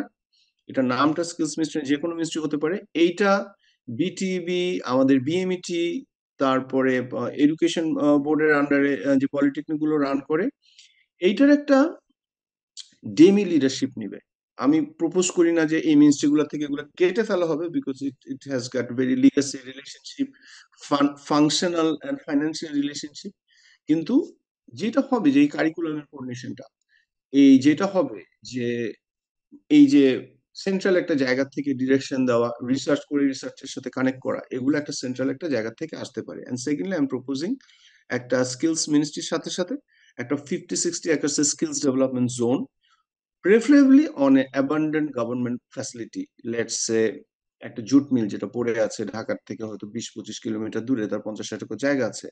এই জুট মিলটা হয়তো অ্যানুয়ালি সে হয়তো মাত্র 22 ট্রাক মাল তৈরি করে। সো কিন্তু আমরা আশা করে রাখছি যে কোনোদিন জুট মিলটা আবার স্টার্ট হবে, সো মেবি জুট মিলের জায়গাটা আমরা ওদেরকে রেখে দিলাম, বাকি জায়গাটা আমরা ওখানে we have steady demand from Japan right at this moment. যদি আমাদের মিনিস্ট্রিকে এই ধরনের একটা জায়গা দেওয়া হয়, আমরা 6 মাসের মধ্যে এটা পপুলেট করতে পারবো। এত পরিমাণ ডিমান্ড আছে to invest on the skills. So let's say 10,000 square মিটারের কার ট্র্যাক, ড্রাইভিং ট্র্যাকের চাহিদা আছে। ডে বিফোর ইয়েস্টারডে প্রধান উপদেষ্টার সাথে দেখা করে একটা জাপানিজ কোম্পানি সেই চাহিদাটা দিয়ে গেছে, আরো 2টো জাপানিজ কোম্পানি চাহিদা দিচ্ছে। সো এই ধরনের জায়গা আমাদের অ্যাভেলেবেল নাই। আমাদের কাছে অনেক স্থানীয় এবং বিদেশি কোম্পানি চাচ্ছে যে তোমাদের টিটিসি গুলো আমাদেরকে দাও। What they want is ready infrastructure যেখানে ওরা ট্রেনিং দিবে। সো এটা ইন্দোনেশিয়া করেছে, এটা ভিয়েতনাম করেছে। সো আমরা যদি এই ধরনের একটা স্কিলস ডেভেলপমেন্ট জোন ডেভেলপ করতে পারি, দ্যাট উড বি ব্রিলিয়ান্ট। এটা ইন এ ইয়ার্স টাইম এটাকে রোল আউট করে প্রচুর ফরেন এফডিআই আনা যাবে এবং আমাদের স্কিলস সেক্টরে এফডিআই আসবে। Right at this moment we are not connected with global industry. ওরা জানে ওদের কি লাগবে, ওরা নিয়ে আসবে, ওই ট্রেনিংটা দিবে, তখন আমরা ওদের থেকে শিখতে পারবো। ওরা টিচার্স তৈরি করবে, they are ready, people are connecting with us. কিন্তু আমরা ওই ধরনের কোনো কিছু অফার করতে পারছি না। সো এই দুটোই হচ্ছে আমার proposal. So as I said যে স্কিলস মিনিস্ট্রির আন্ডারে আমাদের বিএমইটি, বিটিবি, এনএসডিএ এগুলোকে একটা সেন্ট্রাল কোঅর্ডিনেশনের আন্ডারে নিয়ে আসতে হবে এবং ইউনিফাইড স্ট্যান্ডার্ডস এবং curriculum. Yes, some people can say NSD আছে, কিন্তু এটা একটা পুরো এনএসডি কিনা আমি এন্টায়ারলি একটা প্রেজেন্টেশন দিতে পারবো কিভাবে এনএসডি একটা বটলনেক হয়ে গেছে, but this is discussion for another day. And then we also need to focus on outcomes instead of numbers. আমরা খুবই নাম্বারস ওরিয়েন্টেড সোসাইটি হয়ে গেছি। আমরা এতজন স্টুডেন্ট তৈরি করছি, আমাদের এত লক্ষ স্টুডেন্ট লেখাপড়া করে, but we are not saying এই স্টুডেন্টদের মধ্যে কতজন চাকরি পাচ্ছে, কতজন বিদেশে যেতে পারছে, কতজন দেশে চাকরি পাচ্ছে, বা কতজনের স্যালারি কি। And then as I said, we need a skills development zone like the EPZs, যেখানে ল্যাঙ্গুয়েজ ল্যাব থাকবে, যেখানে ফরেন কোম্পানিজরা আসবে, ইত্যাদি ইত্যাদি। So, and also we need to transfer to an agile model. যে আমাদের যে পলিটেকনিকে আমরা বলি যে আমরা 4 বছরের কোর্স করবো, ট্রাস্ট মি 4 বছরের কোর্স করার কিছু নাই। আমাদের লোকরা যখন বাইরে গিয়ে সিঙ্গাপুর বা বিভিন্ন জায়গায় কাজ করে, ওইখানে গিয়ে মোস্ট ক্ষেত্রে তাদেরকে অন জব ট্রেনিং নিতে হয়, তাদের সার্টিফিকেটটা ওটা দেখে। We need in the Zia ভাই, ইউ পলিটেকনিক, হ্যাভ 5 minutes. আমাদের বিএমইটি তো লং কোর্সেস রান করি না। একটা স্টুডেন্টকে বিভিন্ন স্কিল ট্রেনিং দিতে হবে, একটা স্টুডেন্টকে শিখাইতে হবে হাউ টু লার্ন নলেজ, কিভাবে সে নিজেকে অ্যাডাপ্ট করতে পারে, এবং একাধিক ল্যাঙ্গুয়েজ শিখাতে হবে, যেটা ফাহিম ভাই ওনার লাস্ট স্লাইডে বললেন। নট অনলি জাপানিজ, জাপানিজও শিখাবো। 4 বছর যদি ট্রেনিং নাও, তুমি জাপানিজও শিখবা, ইতালিয়ানও শিখবা। দিস মানে human has unlimited capacities. So soft skill শেখাতে হবে, কালচারাল অ্যাডাপ্টেশন শেখাতে হবে, খুব important. So anyway, this are my proposal, এবং এটার এক্সপেক্টেড আউটকাম হচ্ছে I think we need to invest something like next ইয়ারে আমি যে প্রপোজাল গুলো দিচ্ছি 400 থেকে 500 কোটি টাকা, not a lot of money for Bangladesh, to actually আমাদের এক্সিস্টিং ইনফ্রাস্ট্রাকচারটা আছে সেগুলোকে অ্যাজাইল মডেলে কনভার্ট করার জন্য, এবং একটা মিনিস্ট্রি করতে গেলে maybe we have to do একটা সেপারেট বডি তৈরি করে ওই একটা ইন্টার মিনিস্ট্রিয়াল টাস্ক ফোর্স তৈরি করে একটা স্কিলস মিনিস্ট্রি অ্যাক্ট করে মেবি একটা মিনিস্ট্রি ফর্ম করা যাবে। এবং একটা 50-60 একরের জায়গা, even we have actually marked 1 or 2 places, সেখানে একটা স্কিলস ডেভেলপমেন্ট জোন করা খুব কঠিন কিছু না। And then we hope that এই agile model at the same time skills ministry আর হচ্ছে যে এই ধরনের এক বা একাধিক skills development zone, it can transform বাংলাদেশের skills industry. Thank you. Thank you, Zia Hassan, for your wonderful presentation. I think it resonated with a lot of us who works in this sector and as frustrated as you are. But I think when there's frustration, we also have opportunities to work with, right? Okay, so now we have a panel. প্যানেলে আসার জন্য আমার মনে হয় এখানে chair দিতে হবে এবং doctor Shafiqur Rahman, executive director Brain, Mahtabuddin Ahmed, founder Build Nation, Mahmuda হাবিবাপা, BNP media cell and Krishak Dal, and ব্রেইনের ইঞ্জিনিয়ার সুবাইল বিন আলম। আপনাদেরকে আমন্ত্রণ জানাচ্ছি। একটু চেয়ার দিয়ে আমাদেরকে এখানে হেল্প করতে হবে। জি, আমার মনে হয় যে খুব ভালো হবে যদি আমরা 2 মিনিট করে প্রত্যেকেই স্কিলস এবং এমপ্লয়মেন্টের বিষয়টা নিয়ে একটু কথা বলি এবং তারপর কিছু কোয়েশ্চেন আমরা করব another 2 মিনিটসে। তো আমার মনে হয় যে আপনাদের পয়েন্ট অফ ভিউটা যদি প্রথমেই আমরা শুনি, তো we can start with Mahtab ভাই, please, over to you. Hello, আসসালামু আলাইকুম সবাইকে। ফাহিমে যে একটা আনফেয়ার রিকোয়েস্ট করছে, এই আনফেয়ার রিকোয়েস্টটা মানা যাবে না, কারণ সে নিজে দেরি করছে, অন্যরাও দেরি করছে, সময় বেশি নিছে, সো আমরাও একটু সময় বেশি নেব, কারণ অনেক কিছু বলার আছে এখানে। Okay, to start with, I think একটা জিনিস প্রথমে বলা হয়েছিল যে আমাদের সেশনের শুরুর দিকে আমরা আজকে যারা এখানে বসে আছি, we are not the target group, and আমি মনে করি that's a fundamental mistake. Actually we are the target group, because if we are the policy maker, we are the people who next generation. আমি গতকালকে একটা DCC একটা যে ফোরামে এই কথাটা বলেছি। কেন বলছি, আমাদের কিন্তু একটা মানে আজকে কিন্তু আমি যদি সামারিটা নেই, একটা কথা বের হয়ে আসছে, সেটা হচ্ছে স্কিল ভোকেশনাল ট্রেনিং। এই ভোকেশনাল ট্রেনিংয়ে বাংলাদেশে একটা কালচারাল একটা বড় ইস্যু আছে, যে জিনিসটা আমরা সহজে কথা বলি না, আজকেও এখন পর্যন্ত কোনো কথা বলা হয় না। কী কালচার ইস্যুটা? আমি ভাই চৌধুরী বংশের ছেলে, আমি সৈয়দ বংশের ছেলে, আমার ছেলে কেমনে কার্পেন্টার হবে, আমার ছেলে কিভাবে মিস্ত্রি হবে? This is a very cultural issue we are having. এই যে কালচারাল জিনিসটা কে ভাঙবে? এটা কিন্তু জেনজি ভাঙবে না, এটা হচ্ছে আমরা বাবা মারা যারা আছে, আমাদের ছেলেমেয়েরা যারা আছে, ওদেরকে আমাদেরকে আগে বুঝাইতে হবে যে এই ধরনের চিন্তা ভাবনার থেকে উঠে আসতে হবে। এটা আমি কেন বলছি? এক নম্বর জিনিস হচ্ছে, আমরা যদি ডেভেলপ কান্ট্রিগুলোতে যাই, অস্ট্রেলিয়া, ইউকে, ইউরোপ, প্রত্যেকটা জায়গায় কিন্তু এই ভোকেশনাল ট্রেনিং দিয়ে, আর এক মধ্যে সাধারণত 1.5 বছরের ট্রেনিং হয়, সাম কেসে 3 বছরের। সেখানে জব আপনি ট্রিপল ই পাস করে যে আপনি জব পাবেন, সেটা ধরেন 60,000 পার অ্যানাম পাবেন। আর আপনি যদি ভোকেশনাল ট্রেনার হন এবং ভালো এক্সপার্টিস ডেভেলপ করতে পারেন, you can earn 3 times more than that. So that kind of salary you can earn having the right kind of skill. কিন্তু আমরা আমাদের সাইকোলজিক্যাল ব্যারিয়ারের জন্য এখানে একটা ব্যারিয়ার ক্রিয়েট করে রেখেছি। So this is one of the issue I would like to highlight. Second issue, যেটা আমাদের জিয়া সাহেবও বললেন, ডিসইন্টিগ্রেটেড স্কিল ম্যানেজমেন্ট। এখানে 4-5টা অথরিটি আছে, আমিও এনএসডি এর কাছে মাঝে মধ্যে যাই, they get lost, who is responsible for what. So ওই রিকমেন্ডেশন যেটা উনি করেছেন, we have to have one body, এটা আমাদের ঠিক করতে হবে। আরেকটা আমি এক্সাম্পল নিয়ে আসতে চাই before I take my 2 minutes। আমাদের কিন্তু আরেকটু আমাদের বাংলাদেশে বাইরে ডেটা চেক করতে হবে। সেটা কীরকম? I was comparing with Philippine. If you go to Philippine only send around 2.1 million people outside, না 2,10,000। বাংলাদেশ পাঠায় প্রায় 14-15 লাখ, বিভিন্ন জায়গায় বিভিন্ন ডেটা আছে, লেটস অ্যাজিউম 15 লাখ পিপুল আমরা দেশের বাইরে আছে।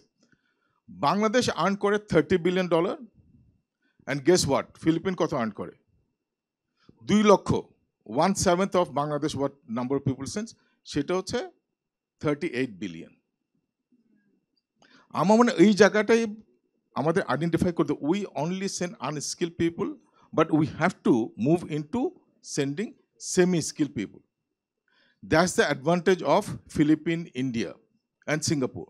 No, it's not Singapore, India and Philippines.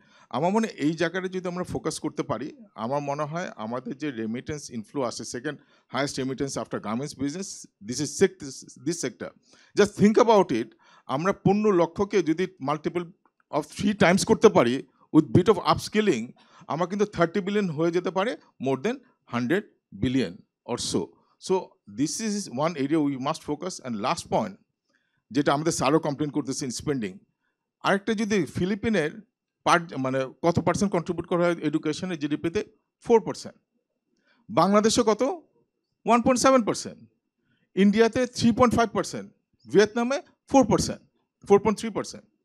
আপনি বুঝতে পারতেছেন? সো আমরা কিন্তু মুখে বলতেছি education education, but the least we spend in education. So এই ব্যারিয়ারগুলো যদি আমরা না রিমুভ করতে পারি, I don't think fundamental will achieve what we want to achieve. ধন্যবাদ। Thank you very much for inviting me in this wonderful summit, Economic Forum Summit. And my sincere apology, I'm not a specialist on economics or anything, but I'm a politician. So let me go to the title first. আমরা unemployment নিয়ে কথা বলছি। আমরা যখন unemployment নিয়ে কথা বলি, আমরা টোটাল জনগোষ্ঠীর আনএমপ্লয়মেন্ট নিয়ে কথা বলি। আমরা সেই বাংলাদেশের নিয়ে কথা বলি যে বাংলাদেশে প্রাথমিকে মানে প্রাইমারিতে 16.5% ড্রপ আউট, সেকেন্ডারিতে 33% drop out. So please add the math. এই এতখানি অংশকে বাইরে রেখে বাকি যত ভালো প্ল্যানিংই করি না কেন, আপনি অলমোস্ট 40+ মানে 44-46%কে বাইরে রেখে আপনি কিভাবে চিন্তা করবেন যে আপনি আনএমপ্লয়মেন্ট প্রবলেমকে সলভ করবেন? অবশ্যই বিশ্ববিদ্যালয়দের নিজস্ব সমস্যা আছে, বড় ধরনের সমস্যা আছে। তার কারণ আমার পূর্ববর্তী বক্তা বললেন, GDP investment in human resource is investment in the country. আপনি যখনই দেখবেন জিডিপির অন্তত খুব বড় একটা অংশ হেলথ এবং এডুকেশনে আসা উচিত, at the same time program হতে হবে ইনক্লুসিভ। আমরা যখন এইটার সেকেন্ড পার্টে যাই টাইটেলের, সেটা হচ্ছে স্কিলড মাইগ্রেশন। আমাদের সবচেয়ে বড় দুর্ভাগ্য হচ্ছে যে আমাদের সমাজের সেই শ্রেণীটা প্রবাসে যায়, যেটা কিছুক্ষণ আগে ট্যাবু নিয়ে কথা বলা হলো। আমাদের কোনো ইউনিভার্সিটি গ্র্যাজুয়েট কিংবা কলেজ গ্র্যাজুয়েট কিন্তু প্রবাসে যাবে না, সে রাস্তা ঝাড়ু দেবে না, সে কোনো একটা স্কিল ডেভেলপ করে সে প্লাম্বার হতে চাইবে না, সে ওয়েল্ডার হতে চাইবে না। এই যে মাইন্ডসেট, এটা হচ্ছে সবচেয়ে বড় সমস্যা। বাবা এটা শুনতেই পারেন না যে তার মাস্টার্স করা ছেলেটা প্লাম্বার কিংবা ওয়েল্ডার কিংবা কার্পেন্টার হবে, যদিও এইখানেই একটা খুব বড় ধরনের সলিউশন আছে। আপনি এতজন মাস্টার্স হোক না, আমরা জানি যে 6 to 18 মান্থ, সেখান থেকে 3 বছর পর্যন্ত, এরপর মানে 18 মান্থস থেকে 3 বছর, 5 থেকে 7 বছর, 3 ধরনের পরিকল্পনা, যেটা অলরেডি আমার মনে হয় সুযোগ হবে আমার বলার পরবর্তীতে। আমার দলের যে পরিকল্পনা, সেইটার ক্ষেত্রে একটা জিনিস মাথায় রাখতে হবে যে প্রথম এবং প্রধান কথা আমাদের বা plan, anything you do you must start with including those 46% unemployed people, যারা একটা খুব স্ট্রং ড্রাইভিং ফোর্স। ইনাদের শুধু প্রবাসের দিকে ঠেলে দিলেও চলবে না, আবার তাদেরকে ভুলে যে বাকি গ্র্যাজুয়েট এবং মাস্টার্সদের নিয়ে কথা ভাবলেও চলবে না।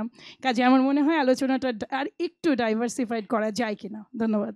অনেক ধন্যবাদ। খুব মূল্যবান পয়েন্ট রেজ করেছেন আপা, যে আমরা যারা ড্রপ আউট তাদেরকে নিয়ে আসলে কি ধরনের কাজ করতে পারি এবং সবাই বিদেশমুখী হবে সেটাই বা আমরা চিন্তা করব কিনা। Doctor Shafiqur Rahman, your 2 minutes. Thank you, Tasmia. I want to talk first about AI. Everybody is talking about AI, and it's really frightening what's going on. AI, we all feared that it's going to be something like a superhuman intelligence or something, but it's not actually that. It's just like a predictive algorithm that can mimic human activities, and not activities human thought. And it's funny that it's not actually doing those what science fictions and other things told us to do, that is a robot killing robot or something. It's just like the soft skill, our language, our writing reports, writing software algorithm. These are the things that AI is doing very, very well. They're doing so well, like that they are even creating music. They're creating like movies, short movies. If you give prompts, they can make you short movie. So, so people are fearing that a lot of the soft skill that have been talking about, the lot of the soft skill that the education teaches us to do, just writing reports, writing a memo, or reading, even for HR people, screening through the applications. All these things can be easily done by AI. And then what happens? Even software, like we know that a lot of people go into IT, but not all of them are very good, like coders or computer programmers. So a lot of them do just very basic grunt work. All these grunt works will be done by AI.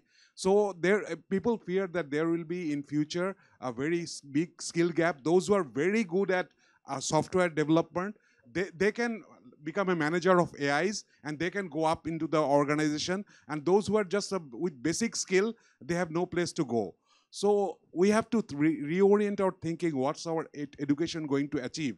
Just writing reports, reading reports, generating a memo, or even looking through applications or other things. These skills will be very redundant. Only maybe 10% or 5% of the previous requirement will be there. So we have to very much reoriented our educational focus. And I again repeat that both of my previous esteemed speakers told about the culture, and said the culture is the key. Unfortunately, we got a very bad cultural legacy. One thing is that we all heard the porashona kore je gari ghora chore she. Our parents focused on education. They even don't like to let us play or go outside. But we know that that's not the thing that's going to bear, because just focusing on this education is not getting nowhere. And we have to develop a culture of doing jobs and earning income. Like you all hear of like Warren Buffett, how he proudly says that how he first earned his first money as a 12-year-old kid or something like that, doing a very low skill job. And this is not an exception. This is, if you live in the West, you see it's a very common. My kids, they grew up they did their schoolings in USA, and like they started volunteering early in school, and they did gardening and started earning money, doing very, even sorting out garbage. These are the things. So we have to teach our kids that doing jobs and earning money is a glorious thing. Anything that you do, if you can earn money, then it means that you are proving your worth. And that means that I'm not saying that they do like what we fear, that could go into politics and do chandabaji and other thing. No, that's not the way. Doing honest days of work and is a glorious thing, and earning money. We have to change our culture. That's, I think, very, very important, because that's the thing that AI cannot replace. Thank you, Shafiq bhai. Next, Subail Bil Aram from Brain. Thank you, আসসালামু আলাইকুম। আচ্ছা, এখানে হচ্ছে আমি কয়েকটা জিনিসের আমি অন্য দিক থেকে আসি। আমরা আসলে যেটা এডুকেশনটা ধরি, সেই এডুকেশনে আমরা যেটা এখন দেখি, আমাদের বাংলাদেশে বলা হচ্ছে 26 লাখ হচ্ছে বেকার। সো রাইট নাও অ্যাকচুয়ালি যদি আমি আইএলওর সংখ্যাতে যাই, তাহলে কিন্তু এই সংখ্যাটা 66 লাখ হয়ে যায়। আমরা এখানে হচ্ছে আসলে মানে ডিসএগ্রি করে যাচ্ছি যে আমাদের বেকার আসলে বেশি না কম। আমরা প্রায় 40 লাখ বেকারকে হচ্ছে নাই করে দিচ্ছি কাগজে কলমে। এটা হচ্ছে আমাদের প্রথম সমস্যা। আমার ফার্স্টে তো হচ্ছে আমার প্রবলেমটা আইডেন্টিফাই করতে হবে, দেন সলিউশনে যেতে হবে। সো সেকেন্ড পয়েন্ট যদি আসি, যে আমাদের যদি মনে করে যে হ্যাঁ আমরা আসলে বেকারত্ব সমস্যা সলভ করতে পারবো কি পারবো না, অ্যাকচুয়ালি আমাদের হাতে অপশন আছে। আমাদের হাতে গভর্নমেন্টে হচ্ছে অলরেডি 5 লাখের উপরে হচ্ছে এমপ্লয়মেন্ট ফ্রি আছে, পোস্ট ভ্যাকেন্ট। সো আমরা ওইখানে দিতে পারি। সেকেন্ড যেটা আসতেছে, যে আমাদের বাংলাদেশে হচ্ছে আনঅথরাইজড ফরেনার্স আছে, তারা হচ্ছে প্রায় অ্যারাউন্ড 3 লাখ, অ্যান্ড হচ্ছে এটা একটা আছে। আমরা স্কিল গ্যাপ নিয়ে কথা বলতেছি। আমাদের স্কিল গ্যাপে হচ্ছে আমাদের ওইখানে প্রায় 11 লাখের উপরে হচ্ছে আমার ফরেনার্স আছে, যেটা আসলে হচ্ছে আমরা স্কিল ডেভেলপ করতে পারতেছি না দেখে অন্য দেশকে দিয়ে যাচ্ছি। সো এখানে হচ্ছে একটা আমার ভ্যাকেন্ট পজিশন আছে। সো তারপর হচ্ছে আমরা প্রতি বছর, যে মাহতাব ভাই বলছেন 15 লাখ, দিস ইজ আমি দেখেছি 12 লাখ বা 13 লাখের মতন হচ্ছে প্রতি বছর বিদেশে যাচ্ছে। সো এটা ছাড়া যেটা থাকছে, যে আমরা যখন বিদেশে পাঠাচ্ছি, মানে আমরা নিজে এখানে আমরা প্রত্যেকে ভুক্তভোগী। আমরা যখন বিদেশে যাই, এয়ারপোর্টে দাঁড়ায় থাকি, এসে বলে কি স্যার আমরা এটা লিখতে পারতেছি না, এটা কি করব। হ্যাঁ, দিস ইজ একজন বিদেশে যাচ্ছে, সে জানে না সে কিভাবে কমিউনিকেট করতে হবে, আমরা তাকে বিদেশে পাঠিয়ে দিচ্ছি। সো এবং সে ওখানে যে আসলে মানে যে মানি আর্ন করতেছে তার 30-40% সে আসলে দিয়ে আসতেছে। সো আমাদের কিন্তু ওইখানে রেমিটেন্স কমে যাচ্ছে। সো এখানে একটা বিষয় আছে। তারপর আমরা অনেক দিন ধরে বলতেছি যে আমাদের গভর্নমেন্ট অ্যান্ড হচ্ছে ভোকেশনাল এগুলার সিলেবাস একেবারেই আপডেটেড না। আমরা বিশ্ব চলে গেছে এআই লেভেলে, ভাইয়া যেটা বললেন, আমাদের ওরা এখনো হচ্ছে মাইক্রোপ্রসেসর বেসড পড়াশোনা করি। সো আমরা যদি আমি এখনই না জানি আমি আসলে ফিউচারের জন্য রেডি হব কিভাবে? Syllabus has to B developed হচ্ছে 5 ইয়ার্স বিয়ন্ড, আর আমরা আছি 10 ইয়ার্স পাস্ট এই সিচুয়েশনে। সো এই জায়গাটা অ্যাকচুয়ালি ধরা হচ্ছে না। আমরা ভার্সিটিতে কথা বললেও তারা শোনে না, এবং আমরা যদি ভোকেশনাল বা হচ্ছে যদি যে আমরা ইয়ের কথা বলি যেটা আমাদের ডিপ্লোমা বা অন্যরা, they are actually more focused on job without developing their calibre. So আমরা যখন এখানে আমরা প্রাইভেট সেক্টরের হচ্ছে 2 জন আছি, আমরা ইন্টারভিউ নিতে গেলে আসলে টের পাই যে আসলে হচ্ছে কতটা কষ্ট হচ্ছে ইন্টারভিউ নিতে। সো এবং ইনফ্যাক্ট আজ থেকে আমরা 5 থেকে 10 বছর আগে আমরা যখন গভর্নমেন্ট অফিসিয়ালস দেখতাম, তাদের ক্যালিবার এখনকার ক্যালিবারের মধ্যে পার্থক্য আসলে চোখে পড়ে। সো এই জিনিসগুলো অ্যাকচুয়ালি আমাদের এখন অ্যাড্রেস করতে হবে, এছাড়া উপায় নেই। ধন্যবাদ। জি, থ্যাংক ইউ। অনেক সুন্দর 2 মিনিটের যেই কথা সেটা আসলে সারাদিন বলা যাবে, কিন্তু আমি যদি আর একটা কোয়েশ্চেন আসলে সবাইকে করতে পারি, সময় স্বল্পতার অভাব, যেহেতু সময় স্বল্পতা রয়েছে, মাহতাব ভাইয়ের কাছে আসি। You talked about culture and perception. I think very important point. Initially সব জায়গা থেকেই এটা একটা চ্যালেঞ্জ, বাট একটু যদি অ্যাড করি যে আপনি যেই কালচার এবং পারসেপশনের কথাটা বলছেন, এখানে আপনি আমরা ওয়েমেন বা মেয়েদের চাকরির পারসেপশনও কিন্তু আবার সেটা থেকে এক লেয়ার বেশি। হ্যাঁ, তো একটু যদি বলেন যে ইন ইয়োর ক্যারিয়ার বা ইন ইয়োর প্রফেশনাল লাইফ এই এই যে issues of challenges of culture relating to perception and also perception of what women will do and how they will come to this workspace, যারা unemployed মেয়েরা আছেন, graduate করছেন, কাজে আসছেন না, তাদের ব্যাপারে যদি আপনি আপনার পয়েন্ট অফ ভিউ থেকে বলেন। Thank you. আমার উত্তরটা হবে I don't want to differentiate too much. উইমেনদের ক্ষেত্রে যেটা ফান্ডামেন্টাল যে পয়েন্টটা হচ্ছে সেটা হচ্ছে ওনাদের কালচারের ব্যারিয়ারটা আমাদের দেশে আরেকটু বেশি। আমরা যদি ম্যাগনিটিউড অফ আমি যদি অ্যাভারেজ কালচার প্রবলেম যদি 7 বলি, মেয়েদের ক্ষেত্রে হয়তো এটা 9 হবে। তো ওই জিনিসটা আমি রিকগনাইজ করতে চাই, that is definitely there, but gradually you are coming out of it as a nation. আমি বলবো ওই জায়গায় আমরা অনেক উন্নতি করেছি, সব জায়গায় যে আমরা খারাপ করছি সেটা না। বাট এই যে চাকরি পাওয়ার ক্ষেত্রে I want to bring a reference to one of the recent massive studies done by World Economic Forum. এটা ফেব্রুয়ারি 2025 সালে একটা স্টাডি করা হয়েছিল। আমার মনে ওখান থেকে আমরা অনেক ইনসাইট পেতে পারি। ওখানে যেটা বলা হয়েছে very clearly, by 2030 90 million job will be displaced. 90 million, 9 কোটি। অ্যান্ড আমাদের ভাই যে একটু আগে বললেন যে এআইয়ের কথা, ওটা এআই ফ্যাক্টরটা ওখানে খুব বেশিভাবে কনসিডার করা হয়েছে। That is point number 1। Point number 2 হচ্ছে যে 178 million new job will B created. আমরা খালি এআই এর ইম্প্যাক্টটা চিন্তা করতেছি, বাট আমরা চিন্তা করতেছি না how much opportunity is going to create.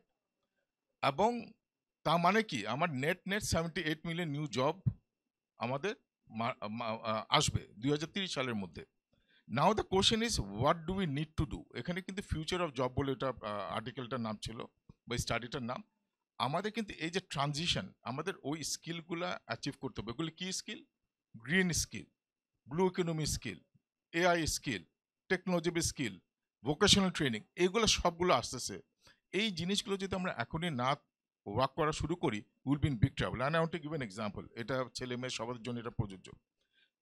Global develop কান্ট্রিগুলোতে কিন্তু আনএমপ্লয়মেন্ট অলরেডি বেড়ে গেছে। আমি যদি এক একটা দেশের কথা বলি, ইউএসএর কথা বলি, অস্ট্রেলিয়ার কথা বলি, at least minimum 50 basis point unemployment increased only over 1 year. এটা কাউন্টে কি বড় ফ্যাক্টর হচ্ছে এআই, এবং few profession already got badly impacted. এক নাম্বার হচ্ছে IT company. Most of the big IT companies have started redundanting people in big way. বাংলাদেশে এই ইম্প্যাক্ট আমি এখনো দেখি নাই। আরেকটা হচ্ছে consultancy business. Consultancy business has stop recruiting management trainings and all this. There mid লেভেলে যা আছে ওখান থেকে আবার লোক ছাঁটাই করা শুরু করছে। আরেকটা হচ্ছে অ্যাকাউন্টিং প্রফেশন। এটা চার্টার্ড অ্যাকাউন্টিং বলি, কস্ট অ্যাকাউন্টিং বলি, all of us are suffering because lot of things AI can do. এই যে এটা হচ্ছে গ্লোবাল ট্রেন্ড শুরু হয়ে গেছে, কিন্তু আনফর্চুনেটলি বাংলাদেশে our entrepreneurs, our company people doesn't even know how to go about AI. আমরা এআই নিয়ে কথা বলছি, it's a blessings in a disguise. কেন blessings in a disguise? Since we don't know, we are not doing much about AI, যার ফলে আমাদের একটা window of opportunity আছে 2 ইয়ার্সের মতো।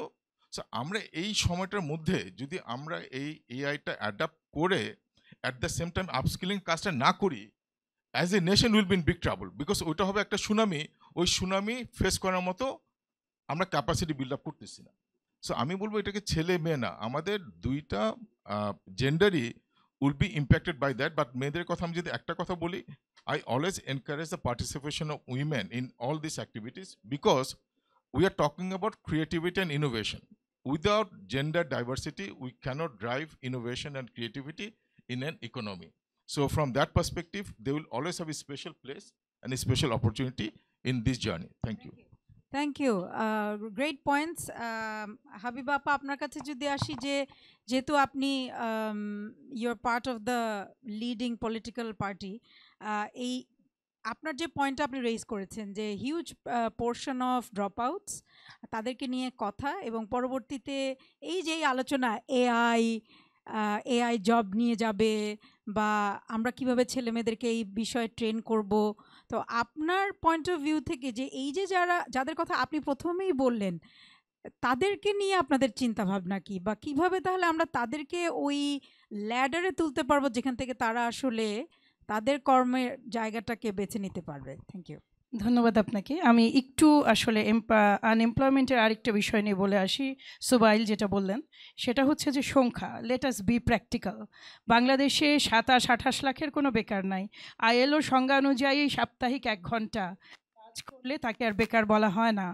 আসলে আমি জানতে চাই, সাপ্তাহিক 1 ঘন্টা কাজ করে কোন পরিবারটা জীবন নির্বাহ করতে পারে? Is it possible? আপনি এইভাবে হিসাব করলে এই নাম্বারটা 2.5 থেকে 3 crore. Please let us open our eyes. আইএলওর সংজ্ঞা দিয়ে তো চলার দরকার নাই। We need to address the difficulties we are having right নাও।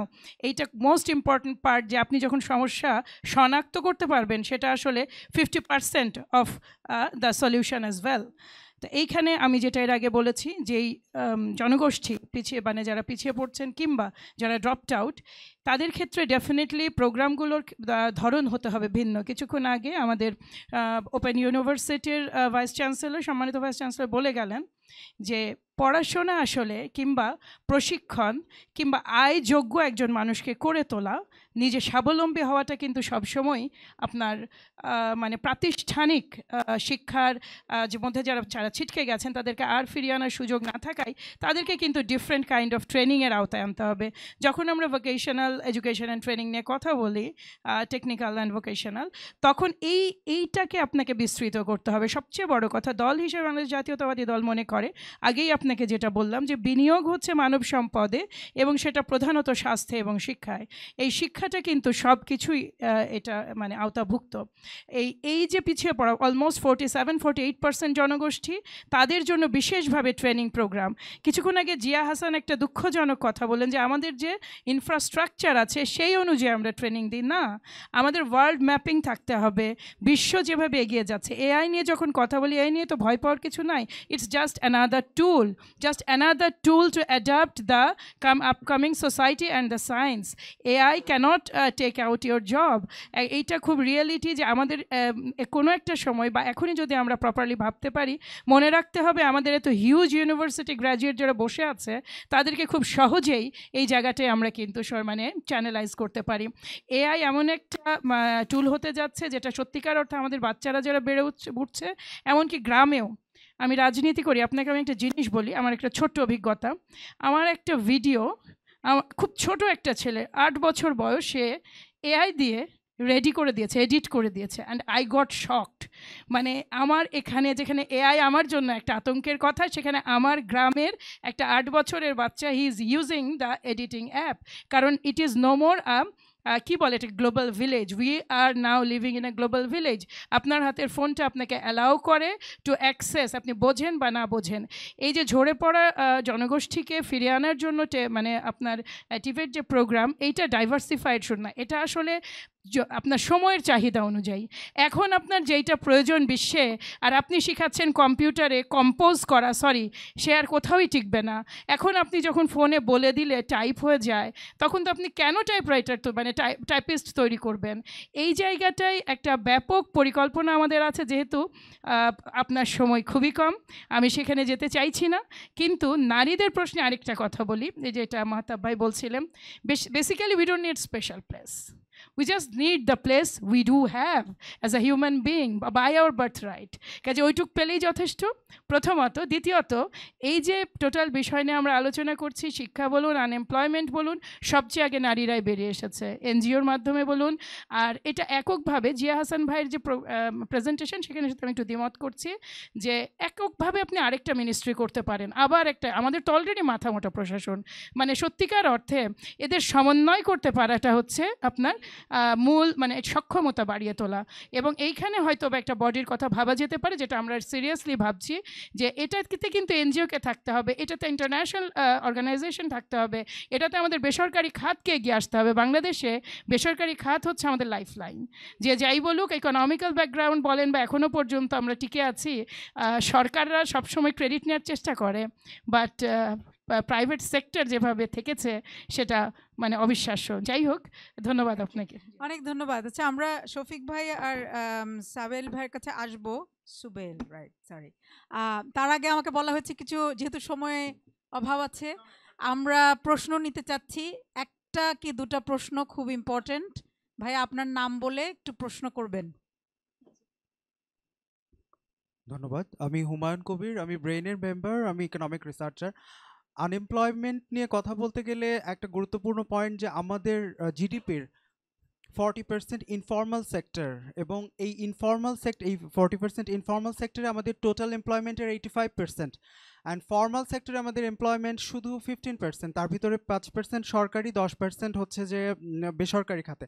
তো এই যে আরেকটা পয়েন্ট হচ্ছে যে আমাদের বিগ ম্যানুফ্যাকচারিং খাতে আমাদের টোটাল ব্যাংক ক্রেডিটের 40% যাচ্ছে, কিন্তু ওই বিগ ম্যানুফ্যাকচারিং খাতে এমপ্লয়মেন্ট হচ্ছে মাত্র 10%। আর বেশি এমপ্লয়মেন্ট হচ্ছে এগ্রিকালচারাল খাতে, এসএমই খাতে, সার্ভিস সেক্টরে, অথচ সেগুলো ব্যাংক ক্রেডিট ঠিকমতো পাচ্ছে না। যার ফলে এই সেক্টরে এমপ্লয়মেন্ট বেশি হবার ফলেও ব্যাংক ক্রেডিট কম, যার ফলে এখানে এমপ্লয়মেন্টের সুযোগটাও কম সৃষ্টি হচ্ছে, আর যেখানে বেশি ব্যাংক ক্রেডিট সেখানে এমপ্লয়মেন্ট হচ্ছে না। সো আমার প্রশ্ন হচ্ছে যে এমপ্লয়মেন্ট যেখানে বেশি জেনারেট হচ্ছে, ব্যাংক ক্রেডিটটা যাতে সেই সেক্টরে বেশি দেয়া হয়, এই দিকে আমাদের ফোকাস করা দরকার, যাতে বড় বড় অলিগার গ্রুপ তৈরি হয়ে তারা হচ্ছে ইনভেস্ট না করে টাকা পাচার করছে, এতে জবলেস গ্রোথ হচ্ছে আমাদের। সো এই জবলেস গ্রোথ থেকে আমাদের বেরিয়ে আসতে হবে। ধন্যবাদ। প্রশ্ন করবেন, প্রশ্ন, আরেকটা প্রশ্ন, আপনি নাম বলে প্রশ্নটা করেন। আমার নাম জেবা তাসনিয়া।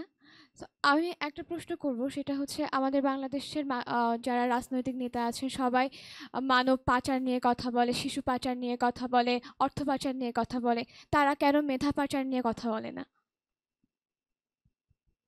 দুটা প্রশ্ন নেওয়ার কথা ছিল, আমি খুবই দুঃখিত। আপনারা পরবর্তীতে আমাদের যারা স্পিকার আছে তাদের সাথে আলাপ করে নেবেন। তো প্রশ্ন কে নেবেন? মাহতাব ভাই, আপা ভাইদের প্রশ্ন করবেন। আমি ভেবেছিলাম আপা নিবে, বাট আপা নিতে চাচ্ছে না, সেই জন্য আমি আচ্ছা না, আমি বলবো এটা নিয়ে আমি একটা লেখা লিখেছিলাম, এটা নিয়ে একটা লেখা লিখেছিলাম, মেধা পাচার হচ্ছে, ব্রেন ড্রেন হচ্ছে, এটা নিয়ে লেখা হচ্ছে না সেটা ঠিক না, লেখাও হচ্ছে, কাজও হচ্ছে।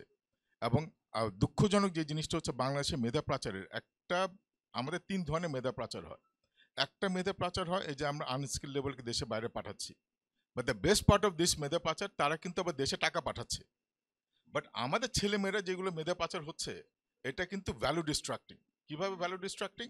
আমার ছেলেমেয়েরা যাচ্ছে দেশে বাইরে, যাচ্ছে গিয়ে ওরা কিন্তু ওখানে সেটেল করার চেষ্টা করে, যখন আমরা মারা যাব, নেক্সট জেনারেশন আসবে, ওরা আমাদের যে সম্পত্তি যেগুলো আছে এগুলো বিক্রি করে দিয়ে টাকাগুলো দেশে বাড়ি নিয়ে যাচ্ছে। So institute of contributing to our economy, they are contributing to someone else's economy.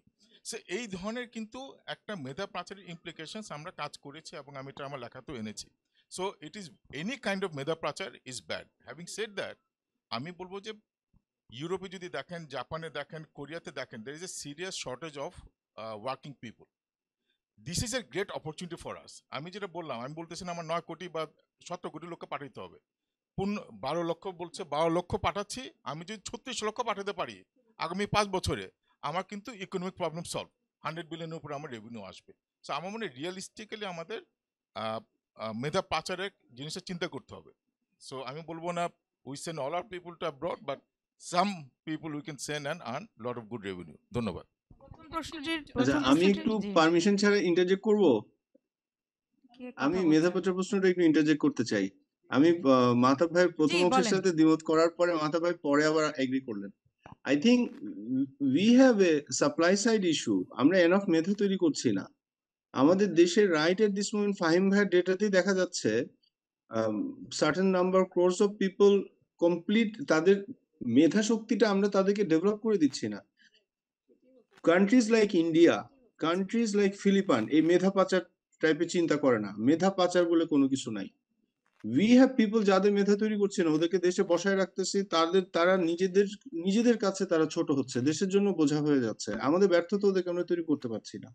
So summarize, there is no concept of মেধা পাচার। আমরা মেধা তৈরি করতে পারছি না। আমরা ওইটা যদি তৈরি করতে পারি, ওরা বিদেশে যাবে, আসবে, কেউ পার্মানেন্ট মাইগ্রেশন হিসেবে রয়ে যাবে, কোনো সমস্যা নেই। থ্যাংক ইউ জিয়া হাসান ভাই। সেম কথাটি আমি বলতে গিয়েছিলাম, মেধা পাচার বলে কিছু নাই, কিছু আছে যেটা সিস্টেম লস, যেটা উনি বললেন যে বাইরের ইকোনমিতে কন্ট্রিবিউট সব বিশ্বের সব দেশ থেকেই ভিন্ন দেশে করা হয়। আমরা যেটা করছি এটা এক্সপ্লোর করছি না আমাদের এক্সিস্টিং মেধাটাকে। এবং আরেকটা জিনিস, মেধা এক্সপোর্ট আমরা এটাকে বরং বলতে পারি, যেটা এমন এটা একটা বরং ইনভেস্টমেন্ট, যেটা ওই যে 100 বিলিয়নের প্রতিশ্রুতি দেয় কিংবা তার চেয়েও বেশি। ধন্যবাদ। শফিক ভাই, জি। মেধা আই ডোন্ট নো মেধা পাচারের এর কোনো ইংলিশ আছে কিনা, তবে ব্রেন ড্রেন, হ্যাঁ, তবে ইটস নট এক্স্যাক্টলি ব্রেন, মানে এটা তো talent development. But talent generate করা যায়। Talent generate, how do you generate talent, এটা কিন্তু ফোকাস করতে হয় একটা, we all know development psychology থেকে একটা talent is develops at the early age of kids. সুতরাং আমাদের এই প্রাথমিক শিক্ষা ক্লাস 1 to 5 এর এই এডুকেশনটা, we don't talk about that, but that's the most critical age for a nation. এই why China developed so well rather than India, why East Asian countries did so much better, because এই সবগুলো কান্ট্রিতে study, Amartya সেনের study দেখা গেছে, because China focused on school education, mass education, for that. On the other hand, India focused on IITs and other that. Of course, India has a big population, but this was a big factor they contributed, that's made the big difference in human capital between China and India. So we have to focus on our primary education and good nutrition for the kids. Then we will have enough talents to both serve us and both serve the world. জি, thank you. আমার মনে হয় যে যেহেতু সময় একেবারেই নেই, ভাইয়ের লাস্ট একটা পয়েন্ট শুনে আমরা আসলে শেষ করব প্যানেল। জি, আমি অ্যাকচুয়ালি বলতে চাই যে বাংলাদেশের, শোনা যাচ্ছে, বাংলাদেশের আপনি যদি চেক করে দেখেন আমাদের আইকিউ লেভেল হচ্ছে ওয়ার্ল্ডের lowest. So this is actually, হ্যাঁ, অ্যাজ পার দেওয়ার ডাটা, আমি ডাটা ধরে বলি যে আমরা হইতেছে ওয়ার্ল্ডের 123টা দেশের মধ্যে 117তে। So this is actually very difficult, and this is, আমরা যদি বলি যে আমাদের হচ্ছে না, আমাদের এবিলিটি আছে, অনেক কথা আমরা বলি, কিন্তু আসলে আমাদের নিউট্রিশন লেভেল থেকে আমরা আসলে বিল্ড হচ্ছি না। সো এটা হচ্ছে ফার্স্ট পয়েন্ট, নিউট্রিশন লেভেল থেকে আমরা বিল্ড হচ্ছি না, এটা হেলথ সেক্টরে পড়ে। সেকেন্ড সেক্টরটা আসে আপনার, যে আমার বাচ্চা ইংলিশ মিডিয়ামে পড়ে। সো আমরা যখন ইংলিশ মিডিয়ামের সাথে বাংলা মিডিয়ামের কম্পেয়ার করতে চাই, উইদিন কেজিতে সে যে ডেভেলপড, বাংলা মিডিয়ামের কে 7ও সে ডেভেলপমেন্ট আসতেছে না। This is syllabus. আমি জানি না আমাদের সিলেবাস নিয়ে এত এক্সপেরিমেন্ট কেন হয়। আমাদের যদি মনে করতে হয় আমাদের ইংলিশ মিডিয়ামের অলরেডি ডেভেলপ সিলেবাস আছে, সেটাকে বাংলা ট্রান্সলেট করে দিয়ে দিই, ইকুয়াল হয়ে যাক সবার, কিন্তু এই জিনিসটা অ্যাকচুয়ালি কেউ দেখে না। আমরা দুই সাইডে লস করতেছি। থ্যাংক ইউ, অনেক ধন্যবাদ আপনাদের সবাইকে, প্যানেলে যারা ছিলেন। যদিও আমরা খুবই সুন্দর আলোচনা করেছি, সময় অল্প ছিল। আপনাদের সবাইকে ধন্যবাদ আপনাদের পেশেন্ট হিয়ারিং এর জন্য। From culture to AI to education, সবকিছু নিয়েই কাজ করবার সুযোগ রয়েছে। Thank you.